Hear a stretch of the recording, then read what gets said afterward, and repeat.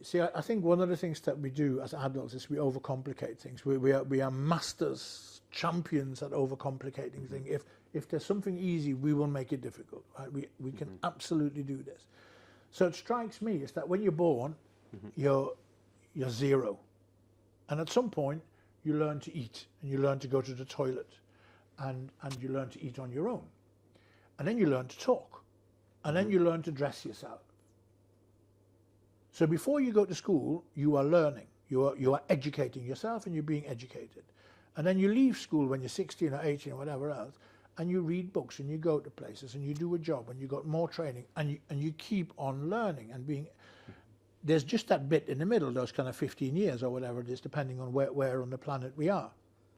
And actually, so what does schooling actually do?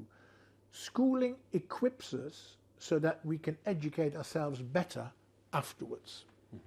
That's how I see this. And again, if you look at some of the things that Ken Robinson says and writes, very much come into this. And of course, schooling came about, became really important with the Industrial Revolution, because all of a sudden I need mass employment. They all need to have certain skills.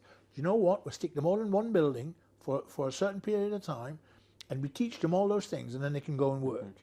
It's that kind of thing Billy Connolly describes, that, you know, he'd been to school, his words, watching pigeons screwing on the roof or whatever it was, and then at the age of 14, the doors of the school open and the doors of the shipyards on the Clyde open, and you just went that way. Yeah. Right? The Industrial Revolution is over. We are now into an age of personalization. Everybody's an entrepreneur, be that a social entrepreneur or whatever. We're still putting them in a building, and we're still doing the same kind of turnout thing. Schooling is about making us capable, qualified, highly qualified to cope with the rest of life. And we need to really begin to think and go back to what used to be called a broad and balanced curriculum. Yeah, so that life skills very deliberately come back into it, that appreciation and participation in the arts and in sport are brought back as incredibly important. Because how can you stand there as a politician in the UK, for example, and say British culture and British values when you've chosen to ignore it for 15 years and expect that people will just pick those things up? And incidentally, children can only aspire to what they know exists. This is harder for some than for others, and we need to invest in inverse proportion to opportunity to make that happen.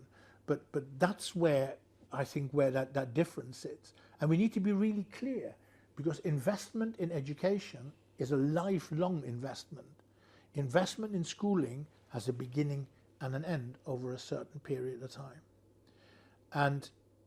And we need to also expect now the outcome of schooling to be differentiated and personalized. It must be different for you than it is for me. It isn't the Billy Connolly days anymore where everybody should be able to become a welder.